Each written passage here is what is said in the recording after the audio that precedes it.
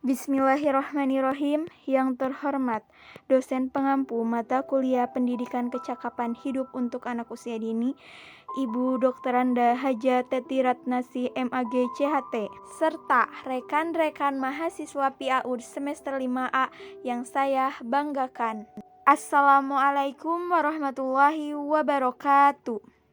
Pertama-tama kita panjatkan puji dan syukur kepada Allah Subhanahu wa Ta'ala, dan tak lupa sholawat serta salam selalu tercurah limpahkan kepada Nabi Muhammad Shallallahu Alaihi Wasallam. Adapun topik yang akan kami bahas pada diskusi kali ini yakni kecakapan berkomunikasi, kecakapan berpikir, serta penerapannya untuk anak RA. Baik, perkenalkan saya Dia Akila Tunisa sebagai moderator yang akan memandu jalannya diskusi pada siang hari ini. Pun anggota dari kelompok 3, yakni yang pertama Saudari Cika Rahmania yang akan memaparkan materi pertama. Kedua, Saudari Diana Latifah Ajhar yang akan memaparkan materi kedua, serta pemateri ketiga yang akan disampaikan oleh saya sendiri. Baik, untuk mengefisienkan waktu, kita langsung saja kepada pemateri yang pertama, yakni Saudari Cika Rahmania. Kepadanya saya persilahkan. Baik, bismillahirrahmanirrahim. Assalamualaikum warahmatullahi wabarakatuh. Mohon izin di sini saya akan menyampaikan tentang kecakapan berkomunikasi pada anak usia dini. Yang pertama adalah komunikasi terlebih dahulu. Apa itu komunikasi? Menurut Everett M. Rogers, komunikasi adalah proses di mana suatu ide dialihkan dari sumber kepada satu penerima atau lebih dengan maksud untuk mengubah tingkah laku mereka. Nah, umumnya komunikasi ini merupakan proses penyampaian pesan atau pertukaran kata-kata, gagasan, dan perasaan di antara dua orang atau lebih. Simpelnya, komunikasi itu proses penyampaian pesan oleh komunikator kepada komunikan melalui atau tanpa media yang menimbulkan akibat tertentu. Menurut KBBI, komunikasi itu pengiriman dan penerimaan pesan atau berita antara dua orang atau lebih, sehingga pesan yang dimaksud dapat dipahami. Nah, Islam pun mengatur terkait sebuah komunikasi dalam aktivitas dakwah. Beliau bersabda dari Abi Hurairah, Rasulullah SAW bersabda bahwa barang siapa yang beriman kepada Allah dan hari akhir, maka hendaknya dia berkata yang baik atau diam. Nah, pada hadis riwayat Bukhari ini, kita diajarkan untuk berhati-hati dalam berkomunikasi dengan orang lain dan senantiasa menjaga lisan, serta lebih baik diam daripada berkata yang tidak baik. Bahasa ini merupakan alat komunikasi yang mencakup setiap aspek komunikasi, baik yang diutarakan dalam lisan, tulisan, bahasa isyarat, maupun gerak tubuh, ekspresi wajah, atau seni. Dan pengembangan bahasa ini merupakan bagian dari keseluruhan proses komunikasi yang mencakup menyimak, berbicara, dan menulis. Fungsi pengembangan kemampuan bahasa pada anak usia dini, khususnya pada anak-anak taman kanak-kanak, yakni untuk menjadikan alat komunikasi dengan lingkungan sekitar. Nah, pada uraian ini bisa disimpulkan bahwa komunikasi itu proses penyampaian informasi dari seseorang kepada satu orang atau lebih sehingga tercapai persamaan persepsi tentang objek yang sedang dibicarakan dengan maksud mengubah opini maupun perilaku. Nah, dalam komunikasi ini ada 4 aspek keterampilan bahasa yang bisa digunakan. Apa saja sih? Berikut penjelasannya. Yang pertama adalah komunikasi lisan atau berbicara. Nah, dalam Kamus Besar Bahasa Indonesia, verbal itu lisan. Jadi lisan sama dengan verbal. Maksudnya, komunikasi ini dilakukan antara pembicara dan pendengar yang hanya menggunakan lisan saja. Menurut ahli, Mahfud Mahfuz mengungkapkan bahwa komunikasi lisan ini komunikasi yang dilakukan secara lisan pada satu percakapan. Nah, kita bisa simpulkan bahwa yang dimaksud komunikasi lisan itu adalah komunikasi yang dilakukan oleh dua orang atau lebih berupa kegiatan percakapan atau penyampaian informasi oleh seseorang kepada orang lain secara lisan. Sejatinya berbicara adalah bahasa lisan yang merupakan bentuk yang paling efektif untuk berkomunikasi dan paling penting serta paling banyak digunakan dalam berkomunikasi terutama secara lisan. Ada 3 jenis situasi berbicara. Yang pertama, situasi berbicara interaktif. Pada situasi ini, percakapan terjadi secara tatap muka, dua arah, multi arah, atau berbicara melalui telepon. Nah, kegiatan berbicara dalam situasi interaktif ini memungkinkan adanya pergantian peran atau aktivitas berbicara dan mendengarkan. Kemudian, para pelaku komunikasi lisan dalam situasi interaktif ini bisa meminta klarifikasi, pengulangan kalimat, meminta lawan bicara untuk memperlambat tempo bicara, dan lain sebagainya. Kemudian ada pula situasi berbicara semi interaktif, misalnya saat berpidato di depan umum, khutbah, ceramah, atau kampanye. Ini melalui tatap muka, tapi berlangsung satu arah, yang mana para pendengarnya tidak bisa melakukan interupsi, dan hanya pembicara mereka yang bisa melihat reaksi pendengar serta ekspresi wajah bahasa tubuh mereka. Yang ketiga, situasi berbicara non-interaktif. Ini dilakukan secara satu arah tanpa tatap muka langsung, misalnya pidato kenegaraan yang disampaikan melalui radio atau di televisi. Ada beberapa kecakapan mikro yang harus dimiliki oleh pembicara dalam melakukan aktivitas komunikasi lisan ini, diantaranya mengucapkan bunyi-bunyi secara jelas, menggunakan tekanan intonasi nada, menggunakan bentuk kata, urutan kata, dan pilihan kata yang tepat, memilih ragam bahasa yang sesuai dengan situasi komunikasi dan pelaku komunikasi, berupaya mengemukakan ide atau informasi tambahan guna memperjelas ide utama, dan menggunakan wacana berpautan supaya serasi.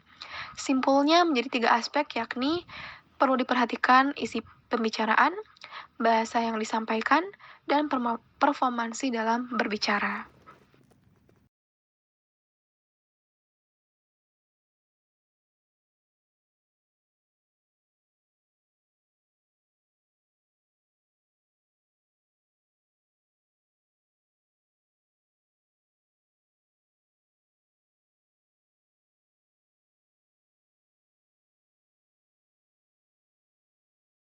Ekspresi wajah bahasa tubuh mereka. Yang ketiga, situasi berbicara non-interaktif. Ini dilakukan secara satu arah tanpa tatap muka langsung, misalnya pidato kenegaraan yang disampaikan melalui radio atau disiarkan pada televisi.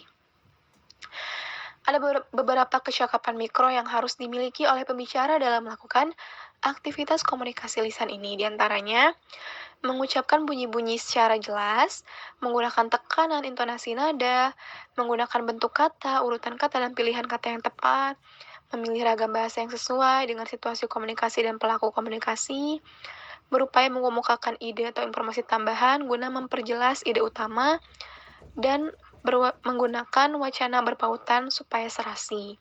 Simpulnya menjadi 3 aspek, yakni perlu diperhatikan isi pembicaraan, bahasa yang disampaikan, dan performansi dalam berbicara. Berikutnya,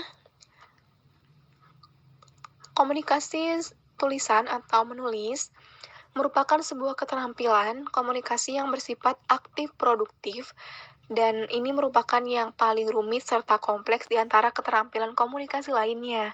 Kenapa? Sebab bukan hanya sekedar menyalin kata-kata atau kalimat dalam kegiatan menulis ini, tapi juga menuangkan, mengembangkan pikiran, gagasan, atau ide dalam struktur tulisan yang sistematis, logis, sehingga mudah ditangkap oleh pembicaranya atau pembacanya. Nah, ada 2 klasifikasi dari keterampilan menulis. Yang pertama, menulis permulaan.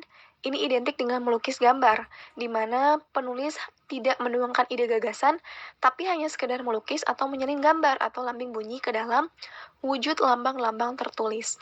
Ini biasanya pada seorang siswa ya, yang memasuki awal sekolah. Mereka dilatih untuk menulis permulaan, yang proses pembelajarannya sering diintegrasikan dan disinergikan dengan kegiatan pembacaan permulaan. Kemudian yang kedua, menulis lanjutan. Ini merupakan aktivitas yang sesungguhnya dalam menulis, yakni mencurahkan ide gagasan yang dinyatakan secara tertulis melalui bahasa tulis. Diperlukan kecakapan mikro dalam menulis, diantaranya menggunakan ortografi dengan benar, termasuk ejaan, pemilihan kata yang tepat, menggunakan kata dengan benar, mengurutkan kata, struktur kalimat, memilih genre yang tepat, kemudian mengupayakan ide atau informasi utama yang didukung secara jelas oleh ide atau informasi tambahan, kemudian mengungkapkan terciptanya paragraf dan keseluruhan tulisan yang koheren, dan membuat dugaan seberapa banyak sih pengetahuan yang dipunya oleh pembaca sasaran, dan apa saja sih hal-hal yang belum mereka ketahui dan penting untuk ditulis supaya lebih efektif dan efisien dalam penulisannya. Berikutnya adalah komunikasi tergambar atau membaca. Ini merupakan komunikasi yang sifatnya aktif reseptif, di mana aktivitas membaca ini dikembangkan tersendiri dan terpisah dari keterampilan mendengarkan maupun berbicara. Pada masyarakat yang memiliki tradisi literasi yang telah berkembang, keterampilan membaca ini bisa dikembangkan terintegrasi dengan keterampilan menyimak dan berbicara. Nah, ada dua klasifikasi keterampilan membaca, yakni membaca permulaan, yang mana ditandai oleh kemampuan melek huruf, dan membaca lanjutan, yang ditandai oleh kemampuan melek wacana. Nah, melek huruf ini hanya mengenal lambang dan membunyikannya dengan benar, tanpa ada pemahaman isi bacaan. Yang kedua, tadi melek wacana dalam membaca lanjutan, di sini bukan hanya sekedar mengenal lambang dan bisa membunyikan dengan benar, tapi juga memetik isi atau makna dari bacaan yang dibacanya. Adapun kecakapan mikro dalam proses membaca yang perlu dimiliki oleh pembicara, diantaranya pembicara perlu mengenal tulisan yang digunakan, mengenal kosakata, mengenal kata-kata kunci yang mengidentifikasi topik atau gagasan utama, menentukan makna kata, mana yang termasuk kosakata dari konteks tertulis, mengenal kelas kata gramatikal, mengenal subjek, predikat, objek, preposisi dalam struktur kalimat, mengenal bentuk sintaksis, merekonstruksi dan menyimpulkan situasi, tujuan-tujuan dan partisipan, menggunakan perangkat kohesif leksikal dan gramatikal guna menarik kesimpulan-kesimpulan, menggunakan pengetahuan dan perangkat kohesif lainnya, membedakan ide utama, dan lain sebagainya, termasuk dalam menggunakan strategi membaca skimming untuk mencari ide utama. Yang berikutnya adalah komunikasi dalam mendengarkan atau menyimak.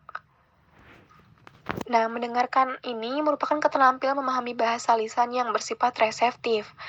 Maksudnya adalah keterampilan mendengarkan di sini bukan hanya sekedar mendengarkan bunyi-bunyi bahasa melalui alat pendengaran atau telinga, tapi juga sekaligus memahami maksudnya. Sehingga istilah mendengarkan ini sama dengan menyimak ya, identik gitu. Nah, sedangkan istilah mendengarkan atau menyimak sendiri ini berbeda dari istilah mendengar gitu. Meskipun sama-sama menggunakan alat pendengaran, tapi mendengarkan itu berbeda dengan mendengar. Sebab dalam kegiatan mendengar itu biasanya tidak sengaja, kemudian tidak ada konsentrasi bahkan tanpa pemahaman. Tapi dalam kegiatan mendengarkan itu ada unsur kesengajaan, dilakukan penuh konsentrasi dan perhatian, serta untuk memperoleh pemahaman yang memadai. Dalam bahasa ibu itu, kita memperoleh keterampilan dalam proses yang tidak kita sadari atau disebut dengan acquisition atau pemerolehan, bukan melalui proses learning. Sebab karena itu kita tidak sadar begitu kompleksnya proses pemerolehan keterampilan mendengarkan dari bahasa ibu. Nah, ada juga dua jenis situasi dalam mendengarkan, yakni situasi mendengarkan interaktif, yang mana biasa terjadi dalam percakapan tatap muka atau percakapan di telepon. Memungkinkan tadi ya, sudah dijelaskan, ada yang menjelaskan, ada yang meminta untuk mengulangi pembicaraan, atau berbicara agak lambat gitu, mohon diperlambat pembicaraannya. Kemudian yang kedua, mendengarkan non-interaktif. Dalam hal ini tidak bisa kita meminta penjelasan dari pembicara, tidak bisa meminta mengulangi, dan tidak bisa meminta untuk pelan-pelan bacanya gitu. Ini biasanya kita menyimak dalam televisi, dalam mendengarkan radio, film, khutbah, atau acara-acara seremonial.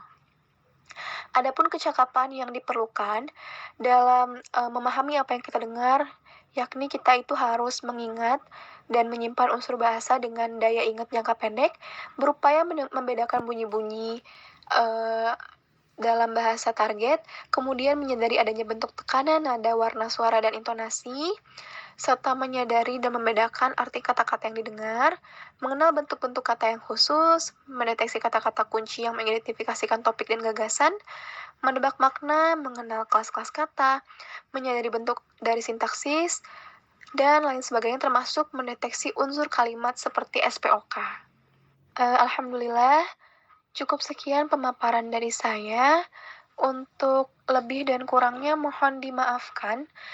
Selanjutnya ke materi yang kedua akan disampaikan oleh pemateri kita Diana Latifah Azhar.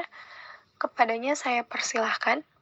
Bismillahirrahmanirrahim. Saya Diana Latifah Azhar akan memaparkan terkait kecakapan berpikir anak usia dini. Nah, pertama kita akan membahas mengenai pengertian berpikir terlebih dahulu. Berpikir menurut Edward de Bono diartikan keterampilan mental yang memadukan kecerdasan dengan pengalaman.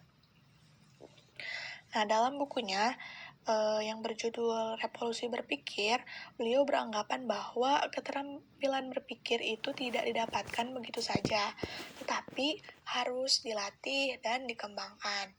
Bahkan beliau juga mengatakan pada orang yang dianggap cerdas sekalipun mereka tetap perlu melatih dan mengembangkan keterampilan berpikirnya, karena cerdas itu belum tentu terampil berpikir seperti itu.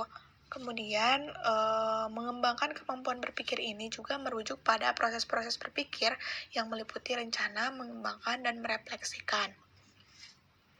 Nah, proses-proses ini memungkinkan siswa atau anak usia dini untuk merencanakan apa yang akan mereka kerjakan atau bagaimana berpikir kreatif dan bagaimana merefleksikan dengan menghubungkan apa yang mereka pelajari dengan apa yang mereka alami di luar sekolah atau kejadian sehari-hari yang mereka temui. Jadi dapat disimpulkan bahwa pengertian dari kemampuan berpikir ini adalah mengembangkan berbagai pola berpikir yang akan membantu anak usia dini memperoleh pemahaman yang mendalam dan memungkinkan anak usia dini untuk mengeksplorasi dan merasakan dunia mereka atau lingkungan di sekitar mereka. Nah, dengan kemampuan berpikir ini, diharapkan anak usia dini dapat menyelesaikan masalah-masalah yang terjadi dalam keseharian mereka. Ya, ada macam-macam kecakapan berpikir. Yang pertama, ada kecakapan menggali dan menemukan informasi. Nah, kecakapan menggali dan menemukan informasi ini memerlukan keterampilan dasar seperti membaca, menghitung, dan melakukan observasi. Dalam konsep anak usia dini, kecakapan ini diperoleh dari bermain. Misalnya ketika anak bermain alat permainan edukatif. Di sana anak-anak akan misalnya di sana kan setiap alat permainan edukatif pasti ada peraturannya. Baik anak membaca peraturannya ataupun anak bisa mendapatkan informasi diberitahukan terkait peraturan dari alat permainan edukatif tersebut. Kemudian ada yang kedua, kecakapan mengolah informasi.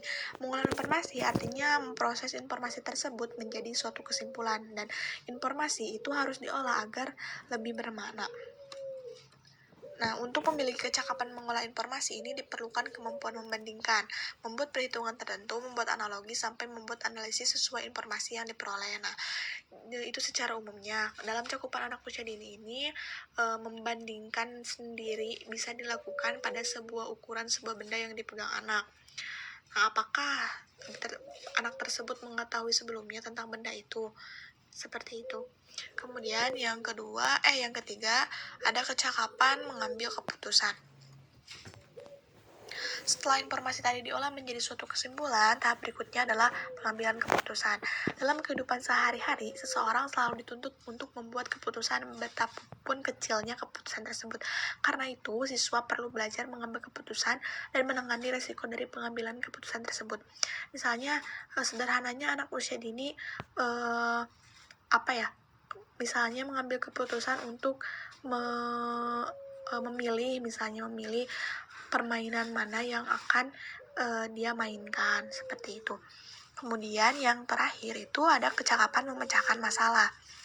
Pemecahan masalah yang baik akan berdasarkan pada informasi yang cukup dan telah diolah. Nah, siswa perlu belajar memecahkan masalah sesuai dengan tingkat berpikirnya sejak dini. Selanjutnya, untuk memecahkan masalah ini dituntut kemampuan berpikir rasional, berpikir kreatif, dan berpikir alternatif, berpikir sistem, dan sebagainya. Karena itu, pola-pola berpikir tersebut perlu dikembangkan di sekolah dan selanjutnya diaplikasikan dalam bentuk pemecahan masalah.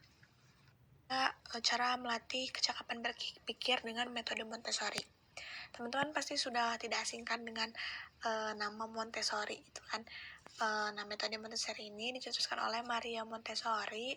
Beliau menggambarkan ide-idenya tentang bagaimana menangani dan mendidik anak menurut pengamatannya. Nah, menurut pengamatannya adalah menurut tahap-tahap yang berbeda dalam perkembangan mereka, juga dilihat dari latar belakang budaya yang berbeda. Nah, secara umum yang menjadi dasar dari metode Montessori ini yang pertama adalah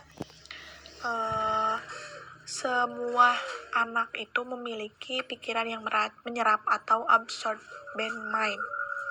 Nah, semua anak memiliki pikiran untuk menyerap hal-hal yang terjadi di sekelilingnya. Saat anak berusia 0-3 tahun, ia tidak sadar menyerap segala hal yang ia lihat dan ia ketahui. Kemudian saat berusia 3-6 tahun, mereka akan menyerap apa yang di sekeliling mereka secara sadar, dan pada usia itu anak-anak biasanya banyak tanya gitu kan, haus, rasa ingin tahu. Yang kedua yang menjadi dasar dari metode Montessori ini, the sensitive period atau masa peka. Disebut juga masa peka ini pada masa anak memperlihatkan kecenderungan dalam pengetahuan dan kemampuan baru dengan cara merasakan. Oleh sebab itu, anak membutuhkan untuk menjelajahi atau mengeksplorasi segala sesuatu yang ada di sekelilingnya. Nah, selanjutnya ada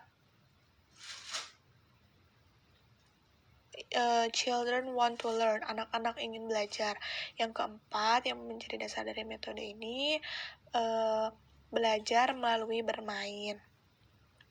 Pada anak-anak, bermain kan merupakan hal yang sangat menyenangkan. Nah, kan dengan mereka dengan sukarela, nah bertujuan dan pilihan aktivitasnya itu secara spontan.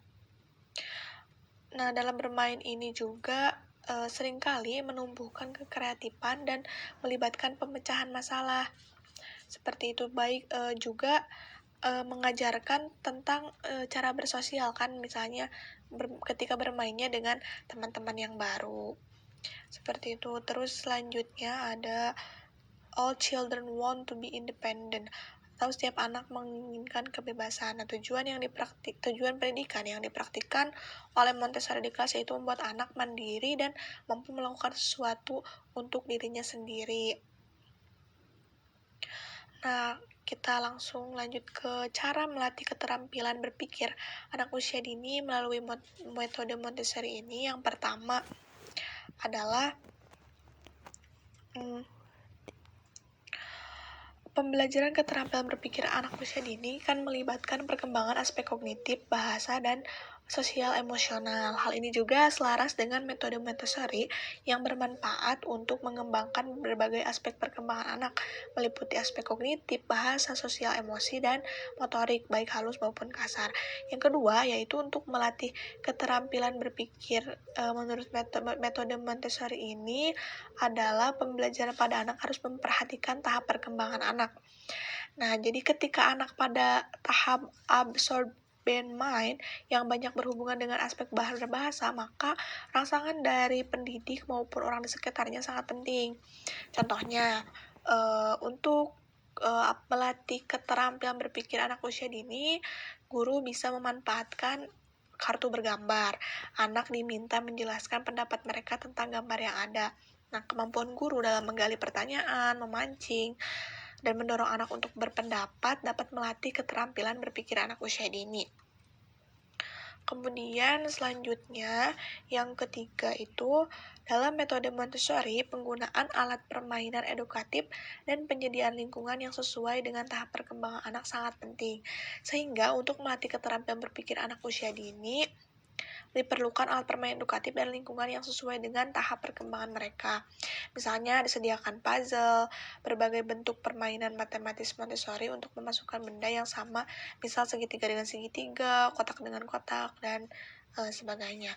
Yang terakhir itu yang keempat, metode Montessori itu selalu mengajarkan bahwa anak-anak harus belajar tentang kemandirian. Nah, apa yang diajarkan di sekolah juga harus sejalan dengan apa yang dilakukan di rumah. Hal ini juga akan melatih keterampilan berpikir anak usia dini dalam menyelesaikan persoalan atau masalah sosial sehari-hari. Anak-anak harus mengerti masalah sosial yang dihadapi seperti pentingnya menghemat air, menjaga lingkungan tempat tinggal yang bersih, bagaimana memanfaatkan sampah dan sebagainya. Dengan mempelajari itu semua, anak-anak akan belajar memecahkan masalahnya yang bermanfaat untuk kehidupan masyarakat dan masa depan. Misalnya, tadi anak-anak sejak dini telah sadar tentang sampah. Maka di masa depan sampah tidak akan menjadi masalah sosial lagi. Atau anak-anak sadar tentang pentingnya menanam pohon. Maka di masa depan jutaan pohon masih lestari yang semuanya itu bermanfaat untuk kehidupan di masa depan. Mungkin sekian pemaparan dari saya. Selanjutnya saya serahkan lagi kepada moderator. Baik, selanjutnya penerapan kecakapan berkomunikasi dan berpikir di RA. Nah, kemampuan berkomunikasi pada anak perlu dilatih ya sejak dini dengan baik sebagai bekal untuk menjalin hubungan sosial pada masa dewasanya kelak. Nah, keterampilan berkomunikasi ini bukan sekedar kemampuan berbicara saja, melainkan kemampuan menyampaikan informasi dengan baik kepada orang lain sekaligus juga mampu memahami dan memberikan respon atas komunikasi yang dijalin oleh orang lain. Nah, oleh karena itu, untuk membantu kemampuan berkomunikasi, anak, orang tua, serta guru harus memfasilitasi dan memberi kemudahan atau peluang kepada anak dengan sebaik-baiknya. Nah, berbagai peluang itu diantaranya yang pertama bertukar kata yang baik dengan anak. Kedua, mau mendengarkan pembicaraan anak. Ketiga, menjawab pertanyaan dengan baik dan tidak meremehkan ke anak gitu. Keempat, mengajak berdialog dengan hal-hal yang sederhana seperti memelihara kebersihan rumah, sekolah, dan memelihara kesehatan diri. Nah, yang kelima ini misalnya memberi kebebasan kepada anak untuk bertanya, mengekspresikan keinginannya, menghafal, dan melantunkan lagu atau puisi kesukaan anak. Anak-anak yang memiliki kemampuan berkomunikasi yang baik pada umumnya memiliki kemampuan yang baik pula dalam mengungkapkan pikirannya, perasaan, serta tindakan interaktif dengan lingkungannya. Nah, menurut Neons dan Van Berkers-Owens, anak-anak yang tumbuh dan berkembang dengan baik akan mengembangkan kemampuan komunikasi sosialnya secara lisan melalui 3 tahapan. Di antaranya yang pertama itu komunikasi yang sengaja melalui penggunaan berbagai gerakan atau vokalisasi untuk mendapatkan perhatian atau untuk memenuhi kebutuhan dan keinginannya.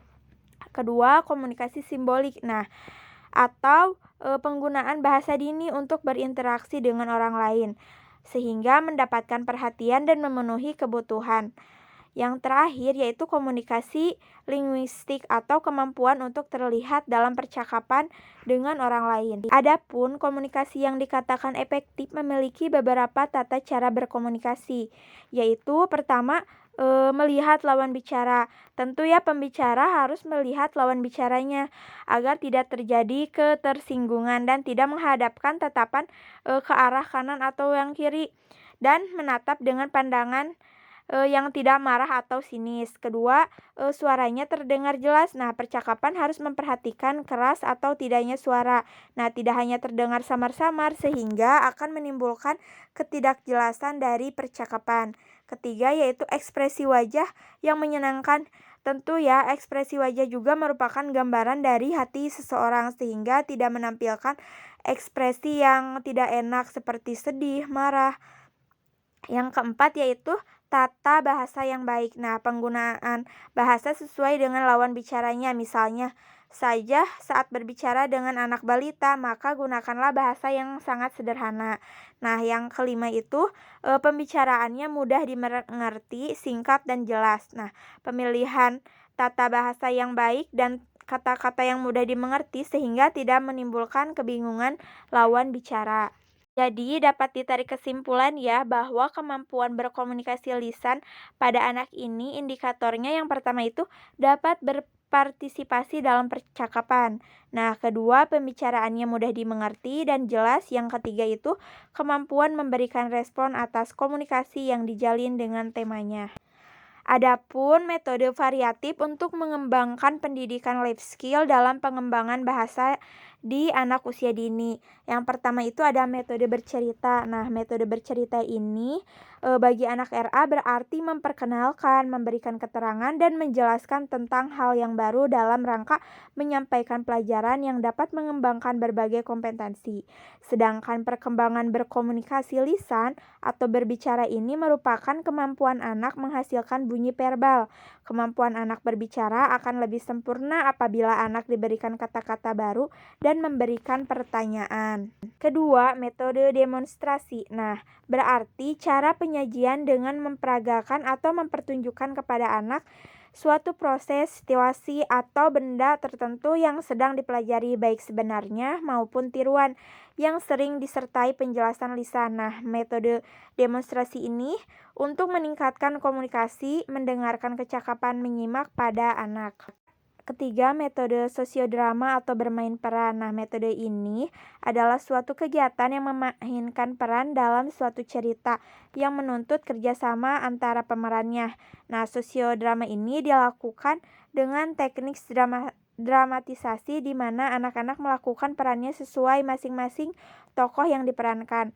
Nah, metode ini juga sangat baik untuk meningkatkan kemampuan berbicara anak karena dalam sosiodrama terdapat dialog drama yang dapat digunakan untuk melatih anak didik mengulang kalimat sederhana dan terjadi aktivitas bahasa melalui dialog atau percakapan yang dilakukan maupun yang ditonton oleh anak. Selanjutnya, yang terakhir metode pemberian tugas atau kegiatan bercakap-cakap. Nah, metode ini juga baik untuk meningkatkan kreativitas anak yang dipilih karena metode yang dapat menumbuhkan berpikir inisiatif, ketekunan yang tinggi, berani menyatakan pendapat, dan percaya pada diri sendiri. Nah, keterlibatan dan keikutsertaan anak dalam metode ini eh, agar membuat anak berkembang dengan kecakapan aktif berpikir kritis dan berinisiatif sehingga anak dapat mengaktualisasikan dirinya. Hal ini tentu saja dilakukan agar kegiatan pembelajaran anak lebih bermakna dan menyenangkan sehingga kecakapan berkomunikasi dan berpikir anak mampu mencapai kompetensi tertentu sesuai yang diharapkan. Baik, cukup pemaparan materi dari kelompok kami. Selanjutnya yaitu sesi tanya jawab. Kepada teman-teman yang ingin bertanya, boleh untuk mengajukan pertanyaannya.